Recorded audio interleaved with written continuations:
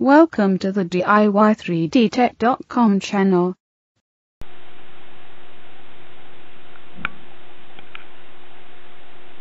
So one of the things I wanted to do, as I was mentioning, is modify this exhaust duct, and here I've removed it.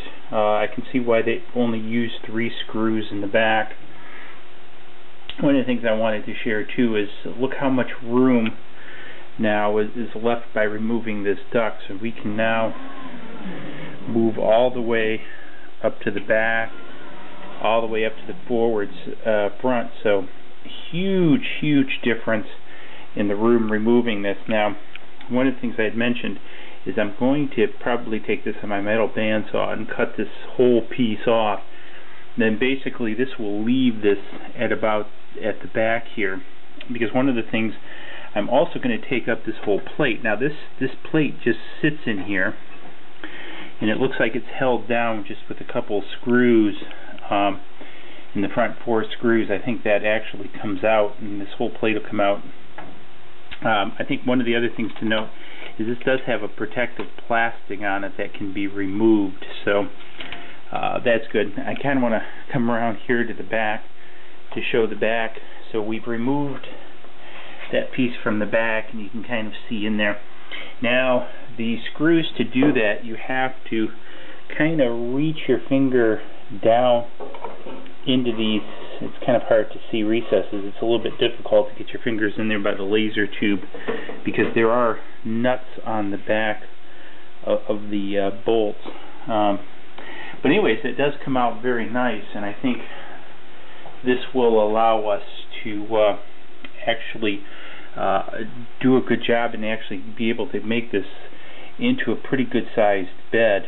So anyways, just wanted to shoot a real quick follow-up video. I was going to wait on doing this, but curiosity sort of just got the best of me, so I decided to pull this piece out. And again, you can kind of see this piece, what it looks like. It's stepped, and again, 3 screws just holding it in. I'm going to just take it on the bandsaw and cut that off later, and then call that done, and I'll probably repaint it so it looks nice, and then it'll make this a whole lot more functionable, so I'd be able to use this whole bed. Because again, right there is at the if I zoom out here enough, this is at the end stop, and so you can see I got a 1-foot ruler here, so to be able to go all the way across. Yeah, it hit something. Well, I won't be able to go that far back, because it does hit, if I go, this is kind of interesting, it does hit this notch back here if it goes all the way back, because that's engaging. It's kind of interesting. I may have to move this limit switch, 3D print a bracket on this limit switch over here and move it forward just by about 1/2 inch, because it does hit this metal bracket. I don't know if you can see that metal bracket where it comes through. So right there, and that's not engaging the end stop. But still, if I put it back here so I can get this full length, which is about 14 inches, then I can bring it all the way forward, and which is about 10 inches. And so anyways, I think this will be an interesting modification to make to the laser cutter.